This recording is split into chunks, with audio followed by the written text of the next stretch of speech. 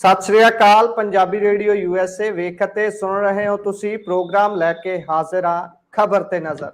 ਇਸ ਪ੍ਰੋਗਰਾਮ ਦੇ ਵਿੱਚ ਖਬਰਾਂ ਦਾ ਵਿਸ਼ਲੇਸ਼ਣ ਹੁੰਦਾ ਹੈ ਤੇ ਵਿਸ਼ਲੇਸ਼ਣ ਕਰਨ ਦੇ ਲਈ ਸਾਡੇ ਨਾਲ ਵਿਸ਼ੇਸ਼ ਤੌਰ ਤੇ ਮੌਜੂਦ ਰਹਿੰਦੇ ਨੇ ਮਿੰਟੂ ਗੁਰਸਰੀਆ ਜੀ। ਸੋ ਮਿੰਟੂ ਜੀ ਦੇ ਵੱਲ ਵਧਣ ਤੋਂ ਪਹਿਲਾਂ ਅਸੀਂ ਸਾਡੇ ਸਪਾਂਸਰਸ ਦਾ ਧੰਨਵਾਦ ਕਰਦੇ ਚੱਲੀਏ, ਉਸ ਤੋਂ ਬਾਅਦ ਖਬਰਾਂ ਦੇ ਵੱਲ ਵਧਾਂਗੇ। ਸੋ ਸਪਾਂਸਰਸ ਦੇ ਵਿੱਚ ਸਭ ਤੋਂ ਪਹਿਲਾਂ ਧੰਨਵਾਦ ਹੈ ਖਾਲਸਾ ਇੰਸ਼ੋਰੈਂਸ ਏਜੰਸੀ ਦਾ। इंश्योरेंस संबंधी किसी भी तरह की जानकारी चाहते हो तो संपर्क कर सकते हो। नंबर है 408 272 2500। टर्कियाना immigration law firm, call attorney J टर्कियाना। US इमीग्रेशन संबंधी जेकर कोई भी काम है तो संपर्क कर सकते हो। GK Tanota, Krishan Tanota, Yuba City, Baljinder Singh Nijjar, Woodland, Paramjit Kaur Rangi, Vacaville, Harnek Singh Pabla Indian cuisine वाले, रैंटन तो GN lube and truck wash, oil change, air brakes का तसली बख्श काम करवाने के लिए कॉल निम्मा सहोता। संपर्क नंबर है जी 209 277 0113। नवे पुराने टायर भी लै सकते हो तो संपर्क जी लोकेशन है वो सेंटा नेला दी, बूटा सिंह रानीपुर फ्रिजनो।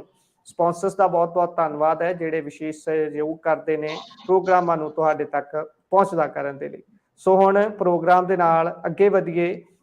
ਮਿੰਟੂ जी का स्वागत करते हैं। सत श्री अकाल मिंटू जी। जी शुक्रिया सारिਆਂ ਨੂੰ। सत श्री अकाल जी। जी मिंटू जी, सब तो पहली खबर सिक्योरिटी ਨੂੰ ਲੈ ਕੇ ਕਰ ਲਈਏ। CM ਮਾਨ ਨੂੰ ਜਿਹੜੀ Z+ ਸੁਰੱਖਿਆ ਦੇਣ ਦੀ ਗੱਲ ਕੇਂਦਰ ਵੱਲੋਂ ਛਿੜੀ ਸੀ, ਕਹਿੰਦੇ ਜਾਂਚ ਹੋਈ ਸੀ, ਉਸ ਤੋਂ ਬਾਅਦ ਇਹ ਗੱਲ ਆਖੀ ਗਈ ਸੀ ਕਿ Z+ ਸੁਰੱਖਿਆ ਦੇਣੀ ਪੈਣੀ ਆ, ਪਰ ਇਧਰੋਂ ਮਾਨ ਸਾਹਿਬ ਨੇ ਇਨਕਾਰ ਹੀ ਕਰਤਾ ਜੀ। ਕੀ ਕਾਰਨ ਹੋ ਗਿਆ? हाँ जी देखो, मान साहब ने इनकार कर दिता, चिट्ठी लिखी है कि भाई साडी जिहड़ी पंजाब पुलिस दी जां स्पैशल सिक्योरिटी जो लगी हुई है कि इहदे विच सानू पूरा विश्वास है, पूर्ण तौर ते सानू सुरक्षित महसूस हुंदा है। सो इस करके असीं ये जिहड़ी Z+ सिक्योरिटी तुहाडे वल्लों पेशकदमी कीती गई है, असीं इहनूं भाई रद्द करदे हां। मतलब कि पिछले समय के दौरान तुसीं देखिया होना कि काफ़ी इहदे ते चर्चा हुई सीगी ते खास तौर ते जदों नीति आयोग की मीटिंग का बाइकआउट कर दिता, ये कह के कि जो केंद्र है वो साडे विकास के कामां दे विच अड़िके ढा रहा है, तो फिर सवाल उठने शुरू हो गए कि जदों ओह विकास के कामां च अड़िके ढा रहे, डंगा ढा रहे आ, तुसीं उन्हां दा पूर्ण तौर ते उधर सियासी पक्ष तो जे देखोगे तो नवे संसद के भवन वेले उद्घाटन ते बाइकआउट कर गए सीगे सारियां सियासी धिरां। उस तो बाद तुसीं नीति आयोग की जिहड़ी बैठक सी उहदा बाइकआउट कर दिता। ते फिर जे इस तरह का तुहानूं अपने पद्धर ते कोई जरूरत वाला काम नज़र आउंदा है तो उहनूं तुसीं प्रवान कर लो, कोई गल थोड़ी बनदी आ। तो फिर इन्हां नूं लग्गिया कि ये मामला जिहड़ा किते ना किते विरोधाभास वाला होएगा, किते ना किते सवालों वाला बनेगा। तो शायद लगता है कि इन्होंने इस पक्ष तो सोचा विचारिया होएगा।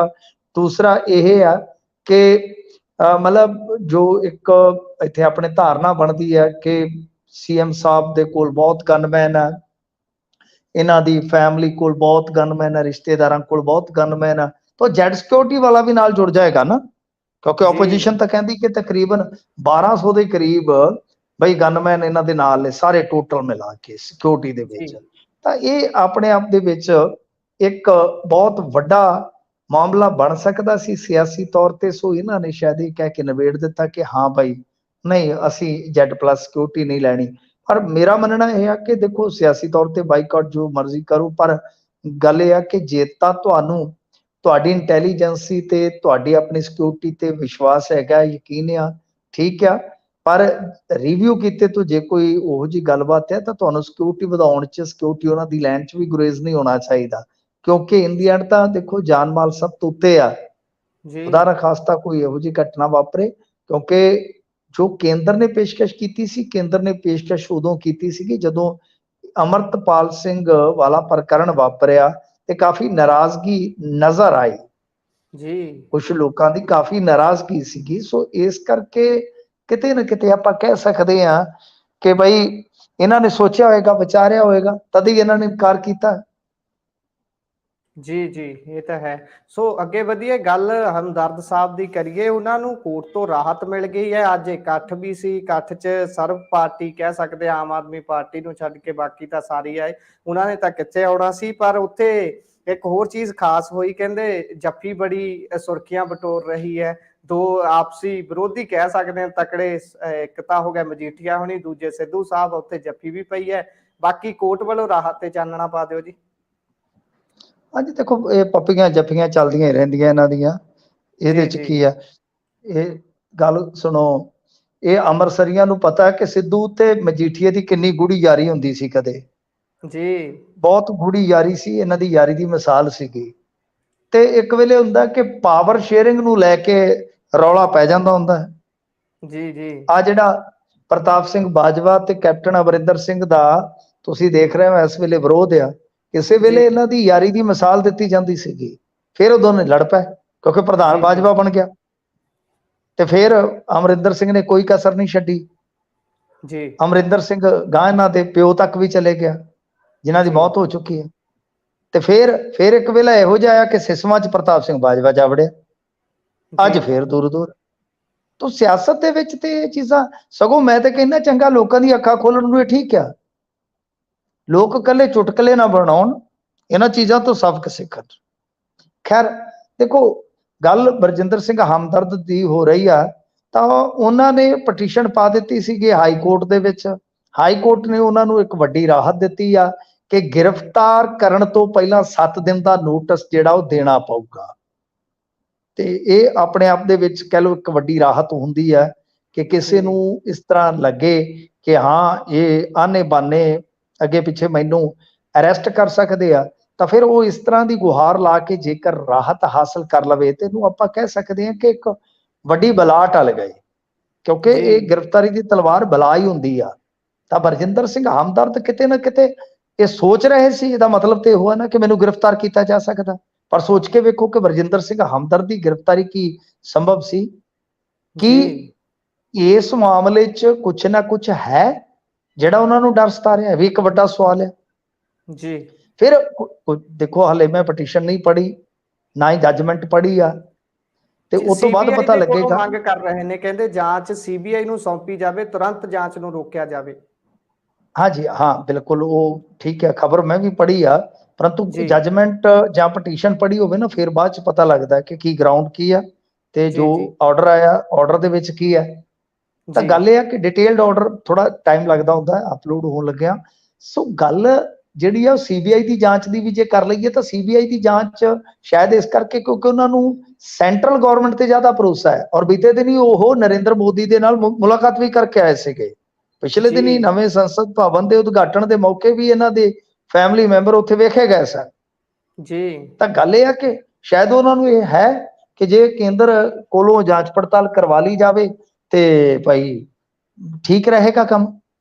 ਪਰ ਮੇਰਾ ਮੰਨਣਾ ਹੈ ਕਿ ਇੰਨੀ ਕਿੱਡੀ ਕੋ ਵੱਡੀ ਗੱਲ ਆ, ਕਿਉਂਕਿ ਪੱਤਰਕਾਰਤਾ ਦੇ ਥੰਮ ਆ, ਜੇ ਉਹਨਾਂ ਨੇ ਕੁਝ ਨਹੀਂ ਕੀਤਾ, ਜੇ ਉਹਨਾਂ ਦਾ ਕੋਈ ਕਸੂਰ ਹੀ ਹੈ ਨਹੀਂਗਾ, ਤਾਂ ਚਲੋ ਫਿਰ ਵੀ ਲੀਗਲੀ ਹੱਥ ਪੈਰ ਮਾਰਨਾ ਉਹਨਾਂ ਦਾ ਫਰਜ਼ ਆ।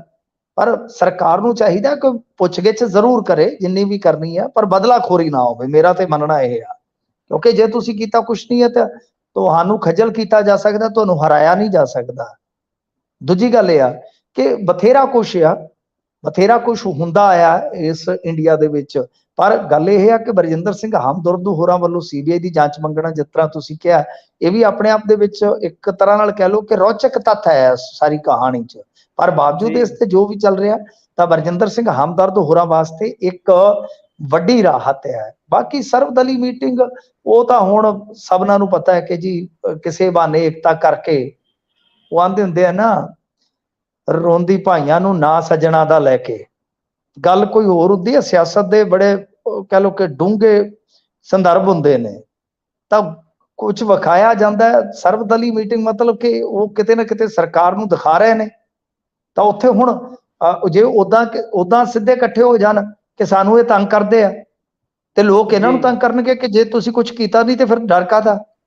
ਤੇ ਜੇ ਇਸ ਬਹਾਨੇ ਹੋਣਗੇ ਕਿ ਪੱਤਰਕਾਰਤਾ ਤੇ ਹਮਲਾ ਹੈ, ਤੇ ਫਿਰ ਤਾਂ ਬੜੀ ਵਧੀਆ ਗੱਲ ਹੈ ਕਿ ਲੋਕ ਵੀ ਕਹਿਣਗੇ ਕਿ ਹਾਂ ਹਾਂ ਹਾਂ ਠੀਕ ਹੈ। ਐ ਆਨੇ ਬਾਨੇ ਫਿਰ ਹੋ ਜਾਂਦੇ ਹੁੰਦੇ ਪੋਲੀਟੀਸ਼ੀਅਨ ਇਕੱਠੇ। ਪੱਤਰਕਾਰਤਾ ਤੇ ਹਮਲਾ ਉਦੋਂ ਨਹੀਂ ਹੁੰਦਾ ਜਦੋਂ ਤੁਹਾਡੇ ਰਾਜ ਦੇ ਵਿੱਚ ਪੱਤਰਕਾਰ ਕੁੱਟੇ ਜਾਂਦੇ ਨੇ, ਜਦੋਂ ਆ ਜੀ ਵਿਚਾਰੇ ਬੇਰੁਜ਼ਗਾਰ ਪੇਜਾਂ ਵਾਲੇ ਜੇ ਕੋਈ 4 ਪੈਸੇ ਆਪਦੇ ਕਮਾਉਂਦੇ ਆ, ਜਦੋਂ ਇਹਨਾਂ ਨੂੰ ਤੁਸੀਂ ਇੱਕ ਪੋਸਟ ਤੋਂ ਦੇਖਦੇ ਹੋ ਤਿਆਰੀ ਕਰ ਦਿੱਤਾ ਜਾਂਦਾ ਕਮਾਈ ਤੋਂ, ਤੇ ਉਦੋਂ ਇਹ ਕਿੰਨੀ ਕੁ ਸਰਵਦਲੀ ਮੀਟਿੰਗ ਕਰਦੇ ਚ ਸਰਵਦਲੀ ਇੱਕ ਤਰ੍ਹਾਂ ਨਾਲ ਉੱਥੇ ਕੋਈ ਮਤਾ ਪਾ ਕੇ ਨਿੰਦਾ ਕਰਦੇ ਆ। ਜੀ ਗੱਲ ਇਹ ਆ ਕਿ ਇਹਨਾਂ ਨੂੰ ਇਹੀ ਆ ਕਿ ਸੌਰਵ ਅਸੀਂ ਇਕੱਠਾ ਹੋਈਏ ਲੁੰਗਲਾਣਾ ਤੇ ਥੋੜਾ ਆਮ ਆਦਮੀ ਪਾਰਟੀ ਤੇ ਪ੍ਰੈਸ਼ਰ ਬਣੇਗਾ, ਹੋਰ ਕੀ ਆ। ਜੀ ਜੀ ਇਹ ਤਾਂ ਹੈ। ਸੋ ਅੱਗੇ ਵਧੀਏ, ਗੱਲ ਪੀਯੂ ਦੀ ਕਰਦੇ ਹਾਂ। ਪੀਯੂ ਦੇ ਵਿੱਚ ਪੰਜਾਬੀ ਨੂੰ ਪਿੱਛੇ ਕਰਨ ਤੇ ਪ੍ਰਦਰਸ਼ਨ ਸ਼ੁਰੂ ਹੋ ਗਏ ਨੇ ਜੀ। ਹਾਂਜੀ ਦੇਖੋ, ਗੱਲ ਇਹ ਆ ਕਿ ਪ੍ਰਦਰਸ਼ਨ ਜਿਹੜੇ ਸ਼ੁਰੂ ਹੋਏ ਨੇ, ਇਹਦੇ ਵਿੱਚ 1 ਮਾਰਚ ਜਿਹੜਾ ਅੱਜ ਕੱਢਿਆ ਗਿਆ, ਇਹ ਹੋਣਾ ਹੀ ਸੀਗਾ ਆਖਰ ਨੂੰ ਤਾਂ ਦੇਖੋ ਰੌਲਾ ਪੈਣਾ ਹੀ ਆ, ਕਿਉਂਕਿ ਪੀਯੂ ਦੇ ਵਿੱਚੋਂ ਕਾਫੀ ਖਬਰਾਂ ਨਿਕਲ ਰਹੀਆਂ ਸੀ ਪਿਛਲੇ ਦਿਨਾਂ ਤੋਂ।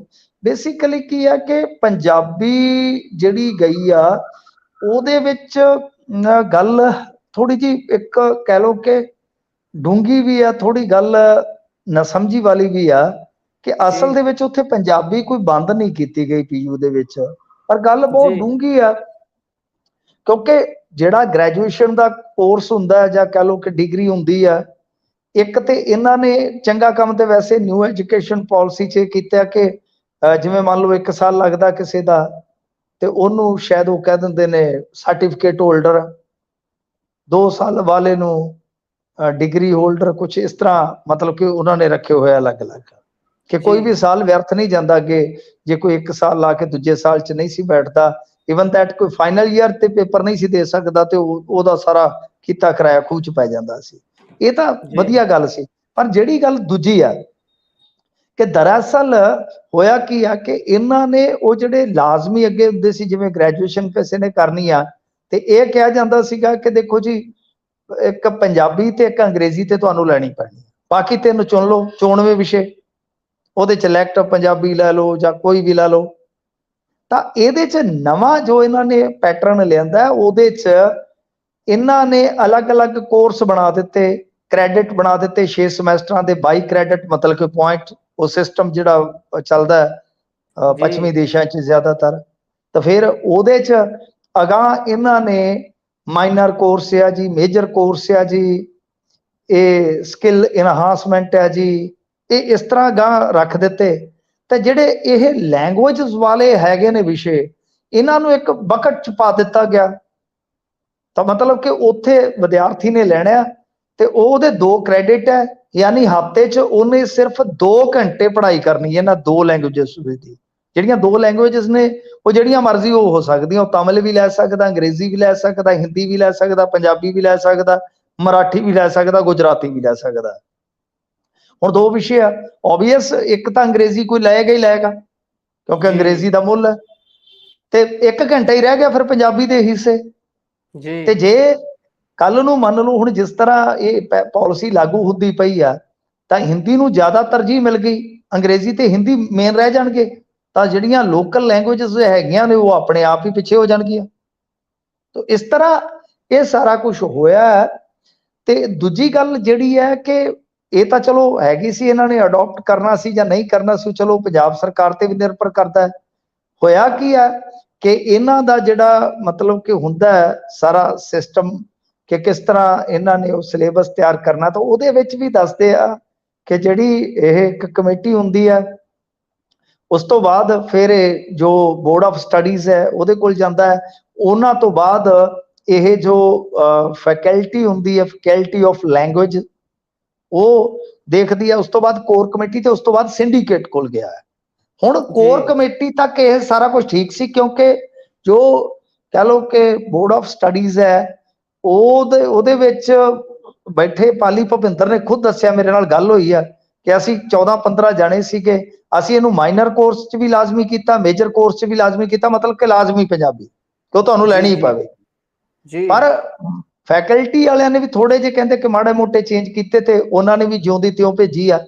ਤੇ ਪਰ ਕੋਰ ਕਮੇਟੀ ਤੋਂ ਜਦੋਂ ਸਿੰਡੀਕੇਟ 'ਚ ਪਹੁੰਚਿਆ ਮਾਮਲਾ, ਸਿੰਡੀਕੇਟ ਵਾਲਿਆਂ ਨੇ ਬਹੁਤਾ ਪੜ੍ਹਿਆ ਹੀ ਨਹੀਂਗਾ। ਉਹਨਾਂ ਨੇ ਕਿਤੇ ਦੱਸਦੇ ਆ ਕਿ ਵਰਬਲੀ ਪੁੱਛਿਆ ਕਿ ਹਾਂਜੀ ਪੰਜਾਬੀ ਠੀਕ ਠਾਕ ਹੈ, ਉਹਨਾਂ ਨੇ ਕਿਹਾ ਜੀ ਠੀਕ ਠਾਕ ਆ, ਉਹਨਾਂ ਨੇ ਚੱਕ ਕੇ ਪਾਸ ਕਰ ਦਿੱਤਾ। ਤਾਂ ਕੋਰ ਕਮੇਟੀ ਹੁਣ ਕਿਵੇਂ ਉਹਨੂੰ ਚੀਜ਼ ਨੂੰ ਬਦਲ ਰਹੀ ਸੀ, ਕਿਹਨੇ ਬਦਲਾਇਆ, ਉਹ ਤਾਂ ਇੱਕ ਜਾਂਚ ਪੜਤਾਲ ਦਾ ਵਿਸ਼ਾ ਹੈ। ਸੋ ਮਸਲਾ ਟੋਟਲ ਆ ਕੁੱਲ ਮਿਲਾ ਕੇ ਸਾਰੇ ਦਾ ਸਾਰਾ। ਤਾਂ ਹੁਣ ਇਹਦਾ ਵਿਰੋਧ ਹੋਇਆ ਅੱਜ, ਕਹਿ ਲਓ ਕਿ ਚੰਡੀਗੜ੍ਹ ਪੰਜਾਬੀ ਮੰਚ ਨੇ ਇੱਕ ਰੋਸ ਮਾਰਚ ਜਿਹੜਾ ਕੱਢਿਆ, ਤੇ ਪਰ ਜੀ ਇਹ ਹੁਣ ਉੱਥੇ ਕਿਉਂਕਿ ਪੀਯੂ ਦੇ ਵਿੱਚ ਰੌਲਾ ਬਹੁਤ ਪਿਆ ਹੋਇਆ ਇਸ ਗੱਲ ਦਾ, ਹੋ ਸਕਦਾ ਕਿਉਂਕਿ ਪੋਜ਼ਿਟਿਵ ਸਾਈਨ ਇਹੀ ਮਿਲ ਰਹੇ ਨੇ ਕਿ ਆਉਣ ਵਾਲੇ ਦਿਨਾਂ 'ਚ ਇਹ ਮਸਲਾ ਜਿਹੜਾ ਸ਼ਾਇਦ ਹੱਲ ਹੋ ਜਾਏਗਾ। ਜੀ, ਸੋ ਦੇਖਦੇ ਹਾਂ ਬਣਦਾ ਕੀ ਹੈ। ਅੱਗੇ ਗੱਲ ਕਰੀਏ, ਰਾਹੁਲ ਗਾਂਧੀ ਇਹਨੇ ਦਿਨੀ USA ਦੇ ਵਿੱਚ ਨੇ। ਉੱਥੇ ਉਹਨਾਂ ਨੇ ਇੱਕ ਜਗ੍ਹਾ ਤੇ ਬੋਲਦਿਆਂ ਹੋਇਆਂ ਸ਼੍ਰੀ ਗੁਰੂ ਨਾਨਕ ਦੇਵ ਜੀ ਨੂੰ ਲੈ ਕੇ ਇੱਕ ਟਿੱਪਣੀ ਕਰ ਦਿੱਤੀ, ਉਦਾਸੀਆਂ ਨੂੰ ਦੇ ਮੁਤਲਕ ਸ਼ਾਇਦ, ਤੇ ਉਸ ਤੋਂ ਬਾਅਦ ਵਿਵਾਦ ਭਖ ਗਿਆ ਤੇ ਹੁਣ SGPC ਦਾ ਤਿੱਖਾ ਪ੍ਰਤੀਕਰਮ ਆਇਆ ਜੀ ਇਸ ਤੇ। ਦੇਖੋ ਇਹ ਗਲਤ ਗੱਲਾਂ ਨੇ। ਇਹ ਰਾਹੁਲ ਗਾਂਧੀ ਨੂੰ ਹੁਣ ਜਿਹੜੇ ਵਾਲ ਆ ਉਹ ਬੱਗੇ ਹੋ ਗਏ ਆ, ਤੇ ਬੱਗੇ ਵਾਲਾਂ ਵੇਲੇ ਤੇ ਹੁਣ ਥੋੜੀ ਉਹਨੂੰ ਅਕਲ ਕਰਨੀ ਚਾਹੀਦੀ ਆ ਕਿ ਇਸ ਤਰ੍ਹਾਂ ਤੁਲਨਾ ਜਿਹੜੀ ਹੈ ਕਿਉਂਕਿ ਅੱਗੇ ਵੀ ਬਹੁਤ ਸਾਰੇ ਵਿਵਾਦਾਂ 'ਚ ਇਹ ਫਸੇ ਆ। ਹੁਣੇ ਤਾਂ ਥੋੜੀ ਦੇਰ ਪਹਿਲਾਂ ਤੇ ਸਜ਼ਾ ਖਾ ਕੇ ਹਟੇ ਆ ਨਾ। ਹੁਣ ਮੈਨੂੰ ਦੱਸੋ ਕਿ ਇਹ ਗੱਲ, ਵੈਸੇ ਤਾਂ ਚਲੋ ਠੀਕ ਹੈ ਪੋਲਿਟਿਕਸ ਇਹਨਾਂ ਦੀ, ਕਿ ਤੁਹਾਡੀ ਕੋਈ ਜਾਂ ਮੇਰੀ ਕੋਈ ਵੀ ਭਾਈਚਾਰਾ ਹੈ ਜਾਂ ਕੋਈ ਸਰਨੇਮ ਹੈ, ਕੋਈ ਕਾਸਟ ਆ, ਉਹਨੂੰ ਸਾਰੇ ਦੇ ਸਾਰੇ ਨੂੰ ਟਾਰਗੇਟ ਕਰਨਾ ਕਿੱਥੋਂ ਦੀ ਸਿਆਣਪ ਹੈ ਬਈ? ਫਿਰ ਤੁਸੀਂ ਕਹਿੰਦੇ ਹੋ ਕਿ ਜੁਡੀਸ਼ਰੀ ਐ ਆ, ਜੱਜ ਐ ਆ। ਚਲੋ ਉਹ ਹੋਣਗੇ 100 ਆਪਣੀ ਥਾਂ ਤੇ ਹੋਣਗੇ, ਤੇ ਤੁਸੀਂ ਆਪਣੀ ਜ਼ੁਬਾਨ ਨੂੰ ਕੰਟਰੋਲ ਕਰੋ ਨਾ। ਇਹ ਜ਼ਬਾਨ ਦਾ ਅਥਰਾ ਘੋੜਾ ਹੁੰਦਾ ਹੈ, ਜੇ ਇਹਦੀ ਲਗਾਮ ਤੁਸੀਂ ਢਿੱਲੀ ਛੱਡ ਦੋਗੇ ਤੁਹਾਨੂੰ ਇੰਨਾ ਗਿਰਾਏਗਾ ਕਿ ਕੋਈ ਨਜ਼ਰ ਤੁਹਾਨੂੰ ਚੁੱਕ ਨਹੀਂ ਸਕਦੀ। ਨਜ਼ਰਾਂ ਚੋਂ ਗਿਰਾ ਦੇਗਾ, ਲੋਕਾਂ ਦੀ ਜ਼ਮਾਨੇ ਦੀਆਂ ਨਜ਼ਰਾਂ ਚੋਂ ਗਿਰਾ ਦੇਗਾ। ਇਹਨਾਂ ਨੂੰ ਥੋੜਾ ਸੰਭਲ ਕੇ ਬੋਲਣਾ ਚਾਹੀਦਾ, ਕਿਉਂਕਿ ਦੇਖੋ ਅੱਗੇ ਹੀ ਗਾਂਧੀ ਫੈਮਿਲੀ ਨਾਲ ਤਾਂ ਜਿੱਦਾਂ ਅਕਾਲੀ ਰਾਜਨੀਤੀ ਦਾ ਇੱਕ ਟਸਲਬਾਜ਼ੀ ਵਾਲਾ ਕੰਮ ਚੱਲਦਾ ਸਿੱਖਾਂ ਨਾਲ, ਸਿੱਖਾਂ ਦੇ ਇੱਕ ਬਹੁਤ ਵੱਡੇ ਵਰਗ ਦੇ ਵਿੱਚ ਰੋਸ ਹੁੰਦਾ ਇਹਨਾਂ ਨੂੰ ਲੈ ਕੇ, ਕਿਉਂਕਿ ਸਿੱਖ ਕਤਲੇਆਮ ਦਾ ਸਿੱਧਾ ਜੁਮਾ ਇਹਨਾਂ ਦਾ। ਤਾਂ ਇਸ ਕਰਕੇ ਬਈ ਜੋ ਅੱਜ ਕਿਹਾ ਰਾਹੁਲ ਗਾਂਧੀ ਨੇ, ਉਹ ਨਵਾਂ ਵਿਵਾਦ ਆ। ਜਾਂ ਤਾਂ ਉਹਨਾਂ ਨੂੰ ਥੋੜਾ ਸਾਫ਼ ਕਰ ਦੇਣਾ ਚਾਹੀਦਾ ਕਿ ਹਾਂ ਬਈ ਮੈਂ ਆਹ ਕਹਿਣਾ ਚਾਹੁੰਦਾ ਸੀਗਾ, ਤੇ ਮਾਮਲਾ ਨਿਪਟ ਜਾਏਗਾ। ਨਹੀਂ ਤੇ ਫਿਰ ਤੁਹਾਨੂੰ ਪਤਾ ਇਸ ਤਰ੍ਹਾਂ ਚੱਲੀ ਜਾਂਦਾ ਹੈ। ਇਹ ਮਤਲਬ ਕਿ ਰਾਹੁਲ ਗਾਂਧੀ ਨੇ ਜੋ ਕਿਹਾ ਕਿ ਜੋ ਭਾਰਤ ਜੋੜੋ ਯਾਤਰਾ ਕੀਤੀ, ਉਹ ਗੁਰੂ ਨਾਨਕ ਦੇਵ ਜੀ ਵੱਲੋਂ ਕੀਤੀ ਯਾਤਰਾ ਦੇ ਮਤਲਬ ਕਿ ਤੁਲਨਾ ਚ ਦੱਸ ਰਿਹਾ SGPC ਵਾਲੇ ਵੀ ਕੁਝ ਵੀ ਨਹੀਂ। ਤੇ ਉਹਨਾਂ ਕਿਹਾ ਕਿ ਗੁਰੂ ਨਾਨਕ ਦੇਵ ਜੀ ਆਪਣੀ ਯਾਤਰਾ ਦੌਰਾਨ ਮੱਕਾ, ਸਾਊਦੀ ਅਰਬ, ਥਾਈਲੈਂਡ ਤੇ ਸ੍ਰੀਲੰਕਾ ਵੀ ਗਏ ਸਨ। ਉਹਨਾਂ ਕਿਹਾ ਕਿ ਇਹ ਮਹਾਂਪੁਰਸ਼ ਸਾਡੇ ਜਨਮ ਤੋਂ ਪਹਿਲਾਂ ਹੀ ਭਾਰਤ ਜੋੜੋ ਯਾਤਰਾ ਕਰ ਚੁੱਕੇ ਹਨ। ਇਸ ਦੌਰਾਨ ਰਾਹੁਲ ਗਾਂਧੀ ਦੇ ਭਾਸ਼ਣ ਨੂੰ ਲੈ ਕੇ ਸ਼੍ਰੋਮਣੀ ਕਮੇਟੀ ਦੇ ਸਕੱਤਰ ਗੁਰਚਰਨ ਸਿੰਘ ਨੇ ਸਖਤ ਨਿੰਦਾ ਕੀਤੀ ਹੈ, ਤੇ ਉਹ ਕਹਿੰਦੇ ਕਿ ਰਾਹੁਲ ਗਾਂਧੀ ਨੇ ਅਮਰੀਕਾ 'ਚ ਭਾਸ਼ਣ ਦਿੱਤਾ, ਜਿਸ 'ਚ ਉਹਨਾਂ ਕਿਹਾ ਕਿ ਮੈਂ ਇੱਕ ਭਾਰਤ ਜੋੜੋ ਯਾਤਰਾ ਕੀਤੀ ਜੋ ਗੁਰੂ ਨਾਨਕ ਜੀ ਦੀਆਂ ਉਦਾਸੀਆਂ ਵਾਂਗ ਸੀ। ਤਾਂ ਸੈਕਟਰੀ ਸਾਹਿਬ ਨਾਲ ਕਹਿੰਦੇ ਆ ਕਿ ਮੈਨੂੰ ਇਸ ਗੱਲ ਦੀ ਸ਼ਰਮ ਆ ਰਹੀ ਹੈ ਕਿ ਰਾਹੁਲ ਗਾਂਧੀ ਦੀ ਗੱਲ ਨੂੰ ਗੁਰੂ ਨਾਨਕ ਜੀ ਦੀ ਗੱਲ ਦੇ ਨਾਲ ਜੋੜਿਆ ਜਾ ਰਿਹਾ ਹੈ। ਉਹਨਾਂ ਕਿਹਾ ਕਿ ਜਦੋਂ ਮੰਦਬੁੱਧੀ ਲੋਕ ਇਸ ਤਰ੍ਹਾਂ ਦੀਆਂ ਗੱਲਾਂ ਕਰਦੇ ਹਨ ਤਾਂ ਸੰਗਤ 'ਚ ਜਾਣਾ ਸਾਡੇ ਲਈ ਜ਼ਰੂਰੀ ਬਣ ਜਾਂਦਾ ਹੈ। ਤਾਂ ਉਹਨਾਂ ਨੇ ਕਿਹਾ ਕਿ ਗੁਰੂ ਨਾਨਕ ਦੇਵ ਜੀ ਨੇ ਉਦਾਸੀਆਂ 'ਚ ਲੋਕਾਂ ਨੂੰ ਆਪਸ 'ਚ ਜੋੜਿਆ ਸੀਗਾ। ਉਹਨਾਂ ਨੇ ਲੋਕਾਂ ਨੂੰ ਸੁਧਾਰਨ ਲਈ ਉਦਾਸੀਆਂ ਕੀਤੀਆਂ ਸੀ। ਉਹਨਾਂ ਨਾਲ ਅੱਗੇ ਕਿਹਾ ਕਿ ਹੁਣ ਰਾਹੁਲ ਗਾਂਧੀ ਬੋਲ ਰਿਹਾ ਕਿ ਉਸਨੇ ਜੋ ਭਾਰਤ ਜੋੜੋ ਯਾਤਰਾ ਕੀਤੀ ਉਹ ਗੁਰੂ ਜੀ ਦੀ ਯਾਤਰਾ ਦੀ ਤਰ੍ਹਾਂ ਹੈ। ਤਾਂ ਗੱਲ ਇਹ ਹੈ ਕਿ ਬਿਲਕੁਲ ਇਹਨਾਂ ਦੀ ਗੱਲ ਮੈਂ ਇੱਥੋਂ ਤੱਕ ਸਹਿਮਤ ਹਾਂ, ਮੰਨਦਾ ਸਹੀ ਕਿ ਗੁਰੂ ਸਾਹਿਬ ਨੇ ਲੋਕਾਈ ਦੇ ਭਲੇ ਵਾਸਤੇ ਸਾਰਾ ਕੁਝ ਕੀਤਾ ਸੀ। ਤੁਸੀਂ ਆਪਣੀ ਰਾਜਨੀਤਿਕ ਜ਼ਮੀਨ ਮਜ਼ਬੂਤ ਕਰਨ ਵਾਸਤੇ ਕਰਦੇ ਹੋ। ਬਹੁਤ ਫਰਕ ਹੁੰਦਾ ਇਹਨਾਂ ਚੀਜ਼ਾਂ ਦਾ। ਤਾਂ ਜੋ ਇਹ ਗੱਲ ਕਹੀ ਹੈ, ਟਿੱਪਣੀ ਕੀਤੀ ਹੈ, ਰਾਹੁਲ ਗਾਂਧੀ ਨੇ ਕਿਹਾ ਕਿ ਅਸੀਂ ਜੋ ਭਾਰਤ ਜੋੜੋ ਯਾਤਰਾ ਕੀਤੀ ਹੈ ਗੁਰੂ ਨਾਨਕ ਦੇਵ ਜੀ ਵੱਲੋਂ ਕੀਤੀ ਯਾਤਰਾ ਦੀ ਤੁਲਨਾ 'ਚ ਕੁਝ ਵੀ ਨਹੀਂ ਹੈ। ਤੇ ਉਹਨਾਂ ਨੇ ਨਾਲ ਕਿਹਾ ਕਿ ਗੁਰੂ ਨਾਨਕ ਦੇਵ ਜੀ ਆਪਣੀ ਯਾਤਰਾ ਦੌਰਾਨ ਮੱਕਾ, ਸਾਊਦੀ, ਥਾਈਲੈਂਡ ਤੇ ਲੰਕਾ ਗਏ, ਤੇ ਇਹ ਮਹਾਂਪੁਰਸ਼ ਸਾਡੇ ਜਨਮ ਤੋਂ ਪਹਿਲਾਂ ਹੀ ਭਾਰਤ ਜੋੜੋ ਯਾਤਰਾ ਕਰ ਚੁੱਕੇ। ਬਿਲਕੁਲ ਇਹ ਕਹਿ ਲਓ ਕਿ ਤੁਲਨਾ ਹੀ ਗਲਤ ਆ, ਤੁਲਨਾ ਦੀ ਕਲਪਨਾ ਹੀ ਗਲਤ ਹੈ। ਤੁਸੀਂ ਆਪਣੀ ਗੱਲ ਨੂੰ ਠੀਕ ਠਹਿਰਾਉਣ ਵਾਸਤੇ ਤੁਸੀਂ ਹੋਰ ਕੋਈ ਮਿਸਾਲ ਦੇ ਸਕਦੇ ਹੋ। ਜਿੱਦਾਂ ਤੁਹਾਡੇ ਕੋਲ ਮਿਸਾਲ ਮਹਾਤਮਾ ਗਾਂਧੀ ਦੀ ਹੈ, ਡਾਂਡੀ ਮਾਰਚ ਕੀਤਾ ਉਹਨਾਂ ਨੇ। ਲਓ ਮੈਂ ਦੱਸ ਦਿੰਦਾ, ਤੁਸੀਂ ਤੁਲਨਾ ਕਰ ਲਓ ਕਿਸੇ ਗੁਰੂ ਸਾਹਿਬ ਨਾਲ। ਤੁਲਨਾ ਕਰਨੀ ਕੀ ਤੁਹਾਡੇ ਉੱਥੇ ਮਤਲਬ ਇਹੀ ਹੈ ਕਿ ਉੱਥੇ ਵਿਰੋਧ ਹੋ ਰਿਹਾ ਸੀਗਾ, ਸ਼ਾਇਦ ਖਾਲਿਸਤਾਨੀਆਂ ਨੇ ਨਾਰੇ ਵੀ ਲਾਏ ਨੇ, ਕੁਛ ਨਾਰੇਬਾਜ਼ੀ ਹੋਈ ਆ। ਤਾਂ ਗੱਲ ਇਹ ਆ ਕਿ ਉੱਥੇ ਇਸ ਤਰ੍ਹਾਂ ਨੇ ਫੁਕਰਪੁਣੇ 'ਚ ਦੇਤਾ ਹੋਣਾ ਬਿਆਨ, ਪਰ ਇਹ ਬਿਆਨ ਮੈਨੂੰ ਨਹੀਂ ਲੱਗਦਾ ਕਿ ਠੀਕ ਹੈ, ਵਾਜਬ ਹੈ। ਕਿਉਂਕਿ ਜਦੋਂ ਤੁਸੀਂ ਬੋਲਦੇ ਆ ਸਿਆਸੀ ਹਸਤੀ ਦੇ ਤੌਰ ਤੇ, ਤਾਂ ਤੁਹਾਨੂੰ ਇਹਨਾਂ ਚੀਜ਼ਾਂ ਦਾ ਖਿਆਲ ਰੱਖਣਾ ਚਾਹੀਦਾ ਹੈ ਕਿ ਤੁਹਾਡਾ ਇੱਕ ਵੀ ਸ਼ਬਦ ਜਿਹੜਾ ਉਹ ਤੁਹਾਡੇ ਸਮੁੱਚੇ ਭਾਸ਼ਣ ਦਾ ਸਤਿਆਨਾਸ਼ ਹੀ ਨਹੀਂ ਕਰੇਗਾ, ਉਹ ਤੁਹਾਨੂੰ ਕਈ ਵਾਰ ਕਸੂਤਾ ਫਸਾ ਦਿੰਦਾ ਹੈ।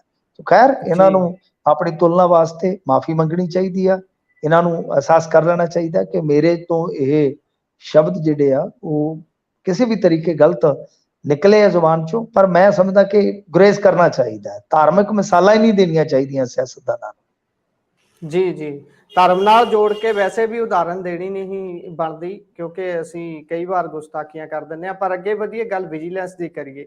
ਵਿਜੀਲੈਂਸ ਪੂਰੀ ਇਸ ਸਮੇਂ ਸਖਤੀ ਦੇ ਨਾਲ ਕੰਮ ਕਰ ਰਹੀ ਹੈ ਆਪਣੇ, ਤੇ ਵਿਜੀਲੈਂਸ ਨੇ ਇੱਕ ਨਾਇਬ ਤਹਿਸੀਲਦਾਰ ਤੇ ਸੇਵਾ ਮੁਕਤ ਪਟਵਾਰੀ ਨੂੰ ਗ੍ਰਿਫਤਾਰ ਕੀਤਾ ਜੀ।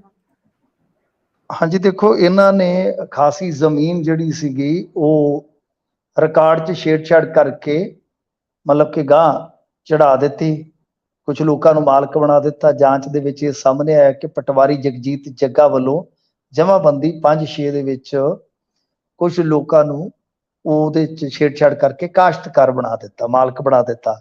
ਫਿਰ ਮਾਲਕ ਬਣਨ ਤੋਂ ਬਾਅਦ ਉਹ ਜਿਹੜੇ ਲੋਕ ਸੀ ਉਹਨਾਂ ਨੇ ਸ਼ਾਮਲਾ ਜ਼ਮੀਨ ਤੇ ਬੈਂਕਾਂ ਤੋਂ ਲੱਖਾਂ ਰੁਪਈਆ ਦਾ ਲੋਨ ਵੀ ਹਾਸਲ ਕਰ ਲਿਆ।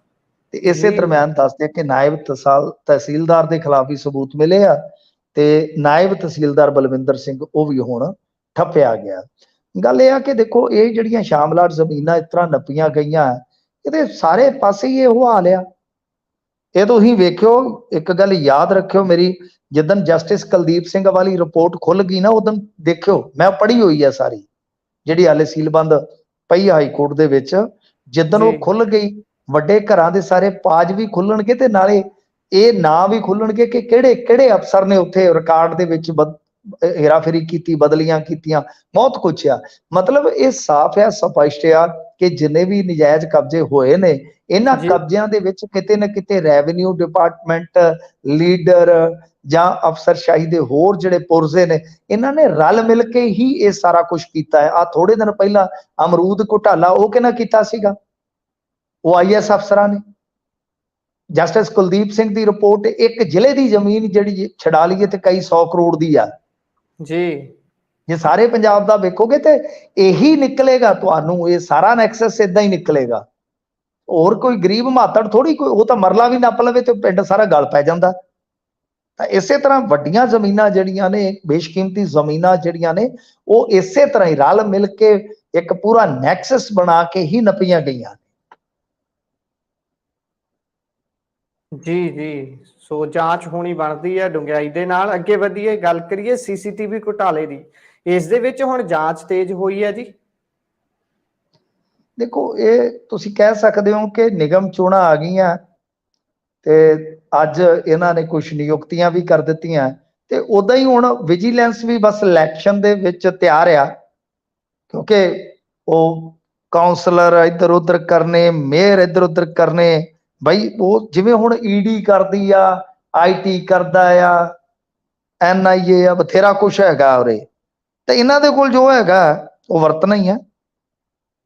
ਤਾਂ ਵਿਜੀਲੈਂਸ ਹੁਣ ਐਕਟਿਵ ਹੋਏਗੀ, ਇਹਦਾ ਮਤਲਬ ਇਹ ਹੋਆ। ਤਾਂ ਇਹ ਮੋਗੇ ਦੇ ਵਿੱਚ ਕੋਈ ਕਥਿਤ ਘੁਟਾਲਾ, ਸੀਸੀਟੀਵੀ ਘੁਟਾਲਾ, ਪਹਿਲਾਂ ਸੁੱਤੇ ਹੀ ਰਹੇ ਆ, ਹੁਣ ਕਹਿੰਦੇ ਜੀ ਜਾਂਚ ਪੜਤਾਲ ਖੋਲ ਦਿੱਤੀ ਹੈ। ਮੇਅਰ ਨਿਤਿਕਾ ਭੱਲਾ ਅੱਜ ਪੇਸ਼ ਹੋਏ ਨੇ ਤੇ ਉਹਨਾਂ ਨੂੰ ਜਾਂਚ ਪੜਤਾਲ ਵਾਸਤੇ ਬੁਲਾਇਆ ਗਿਆ ਸੀਗਾ, ਤੇ ਉਹਨਾਂ ਨੇ ਕਿਹਾ ਕਿ CBI ਜਾਂ ਵਿਜੀਲੈਂਸ ਦਾ ਕੋਈ ਡਰ ਨਹੀਂ ਲੱਗਦਾ, ਕਿਉਂਕਿ ਉਹਨਾਂ ਨੇ ਕੋਈ ਘਪਲਾ ਜਾਂ ਘੁਟਾਲਾ ਕੀਤਾ ਹੀ ਨਹੀਂ। ਹਰ ਜਾਂਚ ਦੇ ਵਿੱਚ ਹਰ ਵੇਲੇ ਅਸੀਂ ਸਹਿਯੋਗ ਵਾਸਤੇ ਤਿਆਰ ਹਾਂ। ਤੇ ਉਹ ਕਹਿੰਦੇ ਕਿ ਰਾਜਨੀਤੀ ਤੋਂ ਪ੍ਰੇਰਿਤ 1 ਮਹੀਨਾ ਪਹਿਲਾਂ ਹੀ ਉਹਨਾਂ ਨੂੰ ਸ਼ੱਕ ਪੈ ਗਿਆ ਸੀ ਕਿ ਉਹਨਾਂ ਦੇ ਖਿਲਾਫ ਜਾਂਚ ਖੋਲੀ ਜਾ ਸਕਦੀ, ਇਸ ਲਈ ਪਹਿਲਾਂ ਤੋਂ ਹੀ ਆਪਣੇ ਆਪ ਨੂੰ ਅਸੀਂ ਤਿਆਰ ਕਰ ਲਿਆ ਸੀਗਾ। ਉਹੀ ਗੱਲ ਹੈ ਜੀ। ਪਰ ਇਹ ਘੁਟਾਲੇ ਦੀ ਜਿਹੜੀ ਸ਼ਿਕਾਇਤ ਆ, ਇਹ ਲੰਮਾ ਸਮਾਂ ਪਹਿਲਾਂ ਦੱਸਦੇ ਆ ਕਿ ਗਈ ਸੀਗੀ CM ਸਾਹਿਬ ਕੋਲ ਕਿ CCTV ਕੈਮਰੇ ਲਾਉਣ ਲਈ 1 ਕਰੋੜ 93 ਲੱਖ ਰੁਪਏ ਦਾ ਠੇਕਾ ਦਿੱਤਾ ਗਿਆ ਸੀਗਾ, ਲੇਕਿਨ ਠੇਕੇਦਾਰ ਦੀ 55 ਲੱਖ ਰੁਪਏ ਦੀ ਬਕਾਇਆ ਪੇਮੈਂਟ ਨਿਗਮ ਵੱਲੋਂ ਰੋਕ ਦਿੱਤੀ ਗਈ। ਸ਼ਿਕਾਇਤਕਰਤਾ ਵੱਲੋਂ 5 ਜੂਨ 22 ਮੁੱਖ ਮੰਤਰੀ ਨੂੰ ਇੱਕ ਪੱਤਰ ਲਿਖਿਆ ਜਾਂਦਾ ਕਿ ਨਿਗਮ ਦੇ ਇੱਕ ਵੱਡੇ ਅਧਿਕਾਰੀ ਤੇ ਦੋਸ਼ ਲਾਉਂਦੇ ਆ। ਉਹਨੇ ਦੱਸਿਆ ਕਿ ਇਸ ਮਾਮਲੇ 'ਚ ਘੁਟਾਲਾ ਹੋਇਆ। ਮਤਲਬ ਕਿ ਫਿਰ ਉਹੀ ਗੱਲ ਦੀ ਗੱਲ ਹੈ ਕਿ ਕਿੱਥੇ ਹੋਇਆ ਕੁਛ ਨਹੀਂ, ਕੋਈ ਪਤਾ ਨਹੀਂ। ਇੱਕ ਸ਼ਿਕਾਇਤ ਦੇ ਦਿੱਤੀ ਬੰਦੇ ਨੇ, ਪੇਮੈਂਟ ਰੁਕੀ ਆ 55 ਲੱਖ ਦੀ, ਤੇ ਸ਼ਿਕਾਇਤਕਰਤਾ ਜਿਹੜਾ ਉਹ ਕਹਿੰਦਾ ਜੀ ਕਿ ਬਈ ਇੱਕ ਵੱਡੇ ਅਧਿਕਾਰੀ ਨੂੰ ਉਹਨੇ ਸ਼ੱਕੀ ਦੱਸਿਆ ਤੇ ਉਹਨੇ ਘੁਟਾਲਾ ਕੀਤਾ। ਲਓ ਆ ਦੱਸੋ ਹੁਣ। ਚਲੋ ਫਿਰ ਵੀ ਬਾਵਜੂਦ ਇਸ ਤੇ ਅਸੀਂ ਤਾਂ ਕਹਿੰਦੇ ਹਾਂ ਕਿ ਕਰਪਸ਼ਨ ਵਾਲੀ ਕਿੱਲੀ ਨੱਪੀ ਰੱਖੋ ਬਈ, ਜਿੱਥੇ ਵੀ ਹੈ, ਪਰ ਕਿਸੇ ਨਾਲ ਨਜਾਇਜ਼ ਨਾ ਕਰੋ। ਪਰ ਇਸ ਤਰ੍ਹਾਂ ਦਾ ਹੁਣ ਕਾਫੀ ਦੇਖਣ ਨੂੰ ਮਿਲੇਗਾ, ਕਿਉਂਕਿ ਇਹ ਤੇ ਸਾਫ਼ ਆ। ਮੈਂ ਐਵੇਂ ਕਹਾਂ ਇਹ ਸਾਰੇ ਦੁੱਧ ਦੇ ਧੋਤੇ ਆ, ਇਹ ਝੂਠ ਹੋਏਗਾ। ਪੈਸੇ ਪੂਸੇ ਇਹਨਾਂ ਨੇ ਖਾਦੇ ਹੁੰਦੇ ਆ, ਕਮਿਸ਼ਨ ਇਹਨਾਂ ਨੇ ਛਕੇ ਹੁੰਦੇ ਆ ਪ੍ਰੋਜੈਕਟਾਂ ਦੇ ਵਿੱਚੋਂ, ਤਾਂ ਵਿਜੀਲੈਂਸ ਨੂੰ ਸਾਰਾ ਪਤਾ ਹੁੰਦਾ। ਸਥਾਨਕ ਸਰਕਾਰਾਂ ਦੀ ਹਜ਼ੂਰ ਅਲੱਗ ਤੋਂ ਵਿਜੀਲੈਂਸ ਇੱਕ ਬੈਠੀ ਹੁੰਦੀ ਆ, ਤਾਂ ਉਹ ਫਿਰ ਉਹਨਾਂ ਦੇ ਕੋਲ ਰਿਪੋਰਟਾਂ ਹੁੰਦੀਆਂ, ਉਹ ਘੇਰ ਲੈਂਦੇ ਆ। ਸਿਆਸੀ ਹਿਸਾਬ ਕਿਤਾਬ ਜਿਹੜੇ ਆ ਉਹ ਫਿਰ ਫਿੱਟ ਬਿਠਾ ਲੈ ਜਾਂਦੇ ਆ। ਜੀ, ਸੋ ਅੱਗੇ ਵਧੀਏ, ਗੱਲ ਕਰਦੇ ਹਾਂ। ਦੁਨੀਆ ਦੇ ਸਭ ਤੋਂ ਵੱਡੀ ਅਨਾਜ ਭੰਡਾਰਨ ਯੋਜਨਾ ਦੇ ਲਈ ਮਨਜ਼ੂਰੀ ਮਿਲ ਗਈ ਹੈ ਜੀ।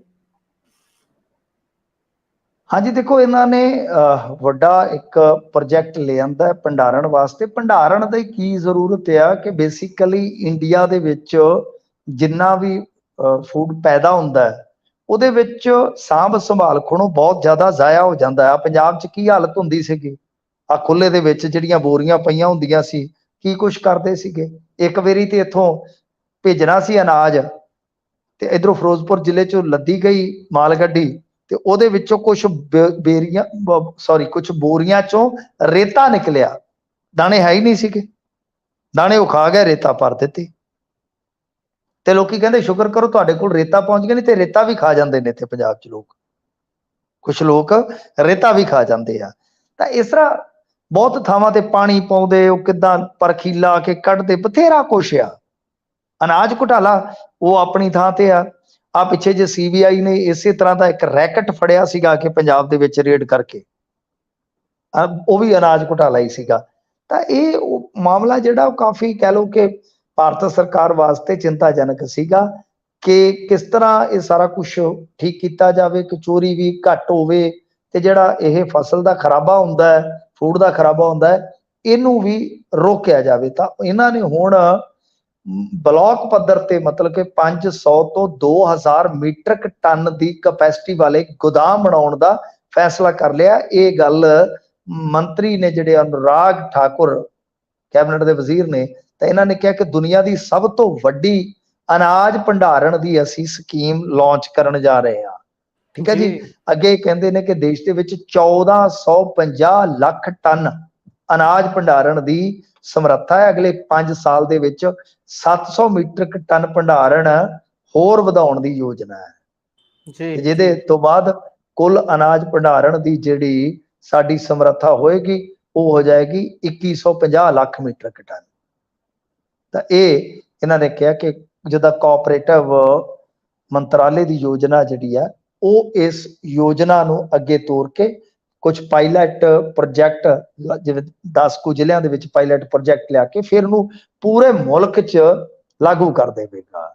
ਤੇ ਕਹਿੰਦੇ ਕਿ ਹੁਣ ਜੇ ਦੇਖੀਏ ਜੋ ਸਾਡੀ ਸੂਰਤ ਹਾਲ ਆ ਕਿ ਹਾਲੇ ਸਾਡੇ ਕੋਲ ਸਿਰਫ 47% ਭੰਡਾਰਨ ਦੀ ਸਮਰੱਥਾ ਹੈ। ਮਤਲਬ ਜੇ ਤੁਸੀਂ ਚੀਨ ਨੂੰ ਦੇਖੋਗੇ, ਅਮਰੀਕਾ ਨੂੰ ਦੇਖੋਗੇ, ਬ੍ਰਾਜ਼ੀਲ, ਰੂਸ, ਅਰਜਨਟਾਈਨਾ, ਇਹਨਾਂ ਸਾਰਿਆਂ ਨੂੰ ਦੇਖੋਗੇ ਤਾਂ ਇਹਨਾਂ ਦੇ ਕੋਲ ਸਾਥੋਂ ਕਿਤੇ ਜ਼ਿਆਦਾ ਭੰਡਾਰਨ ਸਮਰੱਥਾ ਹੈ। ਤਾਂ ਇਹਨੂੰ ਇਹ ਵਧਾਉਣਗੇ, ਹੁਣ ਹੌਲੀ ਹੌਲੀ ਲੈ ਕੇ ਜਾਣਗੇ। ਤੇ ਦੂਜੀ ਗੱਲ ਹੈ ਕਿ ਇਹਦੇ ਨਾਲ ਉਹ ਕਹਿੰਦੇ ਕਿ ਰੁਜ਼ਗਾਰ ਦੇ ਵੀ ਮੌਕੇ ਪ੍ਰਾਪਤ ਹੋਣਗੇ, ਸਾਰਾ ਕੁਝ ਹੋਏਗਾ। ਪਰ ਇਹ ਵੀ ਇੱਕ ਕਿਤੇ ਨਾ ਕਿਤੇ ਕਹਿ ਲਓ ਕਿ ਥੋੜਾ ਧੜਕੂ ਰਹੇਗਾ, ਉਹੀ ਕਿ ਸਾਈਲੋ ਲੱਗ ਜਾਣਗੇ, ਜਾਂ ਹੌਲੀ ਹੌਲੀ ਜਦੋਂ ਇਸ ਤਰ੍ਹਾਂ ਦਾ ਭੰਡਾਰਨ ਵੀ ਕੋਲ ਹੋਏਗਾ ਤਾਂ ਜਿਹੜੇ ਸ਼ੈਲਰ ਇੰਡਸਟਰੀ ਵਾਲੇ ਆ ਜਾਂ ਕੁਝ ਹੋਰ ਇਸ ਤਰ੍ਹਾਂ ਦੇ ਰੁਜ਼ਗਾਰ ਉਹ ਪ੍ਰਭਾਵਿਤ ਹੋ ਸਕਦੇ ਆ, ਮੰਡੀਕਰਨ ਢਾਂਚੇ ਤੇ ਖਤਰਾ, ਇਹ तमाम ਚੀਜ਼ਾਂ ਜਿਹੜੀਆਂ ਉਹ ਨਾਲ ਹੀ ਚੱਲਦੀਆਂ ਹੁੰਦੀਆਂ ਤੁੜਕੂ। ਤਾਂ ਦੇਖੋ ਹੁਣ ਅੱਗੇ ਕਿਸ ਤਰ੍ਹਾਂ ਇਹ ਇਸ ਪ੍ਰੋਜੈਕਟ ਨੂੰ ਲੈ ਕੇ ਜਾਂਦੇ, ਪਰ ਖਾਸਾ ਵੱਡਾ ਇਹਨਾਂ ਨੇ ਖਾਕਾ ਜਿਹੜਾ ਉਹ ਉਲੀਕਿਆ ਹੋਇਆ ਇਸ ਮੁਤਲਕ। ਜੀ, ਸੋ ਵੇਖਦੇ ਹਾਂ ਬਣਦਾ ਕੀ ਹੈ।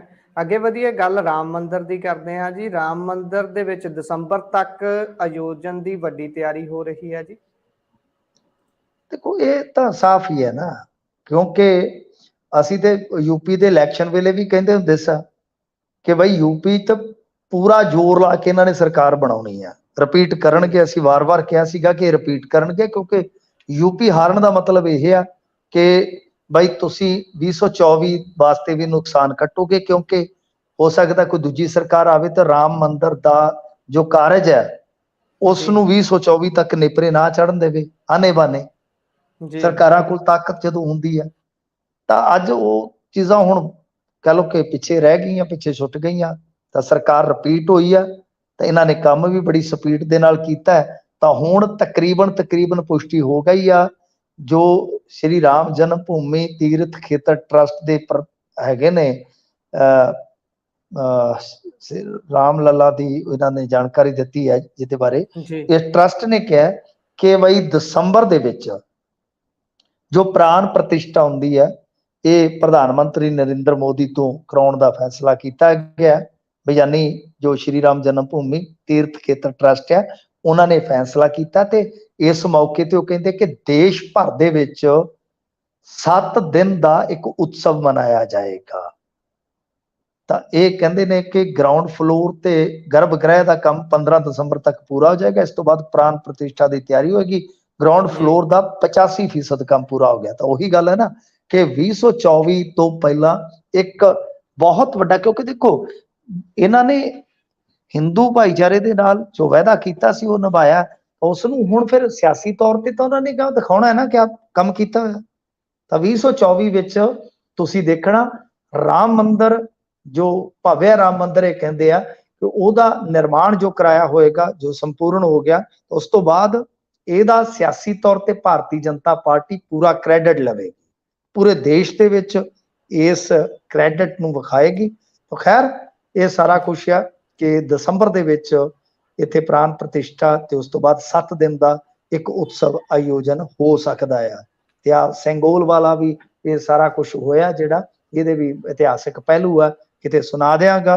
ਹੁਣ ਟਾਈਮ ਖਤਮ ਹੋ ਗਿਆ ਤੇ ਇਹ ਸਾਰਾ ਕੁਝ ਜੋੜ ਕੇ ਇਲੈਕਸ਼ਨ ਨਾਲ ਤੁਸੀਂ ਵੇਖ ਸਕਦੇ ਹੋ। ਨਵਾਂ ਸੰਸਦ ਭਵਨ, ਇਹ ਸਾਰਾ ਕੁਝ ਦਿਖਾਇਆ ਜਾਏਗਾ 2024 ਵਾਸਤੇ। ਹਾਲਾਂਕਿ ਧਾਰਮਿਕ ਮਸਲਾ ਹੈ ਰਾਮ ਮੰਦਿਰ ਦਾ, ਪਰ ਜਿਵੇਂ ਮੈਂ ਦੱਸਦਾ ਕਿ ਰਾਜਨੀਤੀ ਦੇ ਵਿੱਚ ਇੱਥੇ ਇੰਡੀਆ ਦੀ ਰਾਜਨੀਤੀ 'ਚ ਧਰਮ ਕੋਈ ਪਰੇ ਨਹੀਂ ਹੁੰਦਾ, ਧਰਮ ਨਾਲ ਹੀ ਚੱਲਦਾ ਹੈ। ਜੀ ਇਸ ਇਹ ਤਾਂ ਕਰਕੇ ਹੈ ਇਹ ਧਾਰਮਿਕ ਕਾਰਜਾਂ ਦਾ ਵੀ ਕ੍ਰੈਡਿਟ ਸਿਆਸੀ ਤੌਰ ਤੇ ਲਿਆ ਜਾਂਦਾ ਜੀ। ਸੋ 24 ਦੇ ਵਿੱਚ ਲਾਹਾ ਲੈਣ ਦੀ ਕਹਿ ਸਕਦੇ ਆ ਪੂਰੀ ਤਿਆਰੀ ਹੈ। ਸੋ ਮਿੰਟੂ ਜੀ, ਖਬਰਾਂ ਦੇ ਉੱਪਰ ਚਾਨਣਾ ਪਾਉਣ ਦੇ ਲਈ ਤੁਹਾਡਾ ਬਹੁਤ ਬਹੁਤ ਧੰਨਵਾਦ ਜੀ। ਸਤਿ ਸ੍ਰੀ ਅਕਾਲ। ਸਤਿ ਸ੍ਰੀ ਅਕਾਲ। ਸੋ ਇਹ ਸਨ ਸਾਡੇ ਨਾਲ ਮਿੰਟੂ ਗੁਰਸਰੀਆ ਜੀ, ਖਬਰਾਂ ਦੇ ਉੱਪਰ ਚਾਨਣਾ ਪਾਇਆ, ਖਬਰਾਂ ਦਾ ਵਿਸ਼ਲੇਸ਼ਣ ਹੋਇਆ। ਪ੍ਰੋਗਰਾਮ ਖਬਰ ਤੇ ਨਜ਼ਰ ਤੁਸੀਂ ਸੁਣਿਆ। ਪ੍ਰੋਗਰਾਮ ਤੁਹਾਨੂੰ ਕਿਹੋ ਜਿਹਾ ਲੱਗਿਆ? ਆਪਣੇ ਵਿਚਾਰ, ਆਪਣੇ ਸੁਝਾਅ, ਰਾਏ ਕਮੈਂਟ ਬਾਕਸ ਦੇ ਵਿੱਚ ਲਿਖ ਕੇ ਸਾਡੇ ਨਾਲ ਸਾਂਝੇ ਕਰ ਸਕਦੇ ਹੋ। ਜੇਕਰ ਪ੍ਰੋਗਰਾਮ ਤੁਹਾਨੂੰ ਚੰਗਾ ਲੱਗਦਾ ਹੈ ਤਾਂ ਅੱਗੇ ਆਪਣੇ ਸਾਥੀਆਂ ਦੇ ਨਾਲ ਇਸ ਨੂੰ ਸਾਂਝਾ ਕਰਨਾ ਬਿਲਕੁਲ ਨਹੀਂ ਭੁੱਲਣਾ। ਨਾਲ ਦੀ ਨਾਲ ਫੇਸਬੁੱਕ ਅਤੇ ਯੂਟਿਊਬ ਤੇ ਪੰਜਾਬੀ ਰੇਡੀਓ USA ਦੇ ਨਾਲ ਜ਼ਰੂਰ ਜੁੜੋ। ਫੇਸਬੁੱਕ ਤੇ ਪੰਜਾਬੀ ਰੇਡੀਓ USA ਦੇ ਪੇਜ ਨੂੰ ਫੋਲੋ ਕਰੋ ਅਤੇ ਯੂਟਿਊਬ ਤੇ ਪੰਜਾਬੀ ਰੇਡੀਓ USA ਨੂੰ ਸਬਸਕ੍ਰਾਈਬ ਕਰਨ ਦੇ ਨਾਲ ਨਾਲ ਬੈਲ ਆਈਕਨ ਜ਼ਰੂਰ ਦਬਾਓ ਤਾਂ ਕਿ ਸਾਡੀ ਹਰ ਇੱਕ ਅਪਡੇਟ ਤੁਹਾਡੇ ਤੱਕ ਸਭ ਤੋਂ ਪਹਿਲਾਂ ਪਹੁੰਚ ਸਕੇ। ਜੁੜੇ ਰਹੋ ਪੰਜਾਬੀ ਰੇਡੀਓ USA ਦੇ ਨਾਲ। ਮਿਲਦੇ ਆ ਇੱਕ ਛੋਟੇ ਜਿਹੇ ਵਕਫੇ ਤੋਂ ਬਾਅਦ ਪ੍ਰੋਗਰਾਮਾਂ ਦੀ ਲਗਾਤਾਰਤਾ ਬਰਕਰਾਰ ਹੈ। ਧੰਨਵਾਦ। ਸਤਿ ਸ੍ਰੀ ਅਕਾਲ।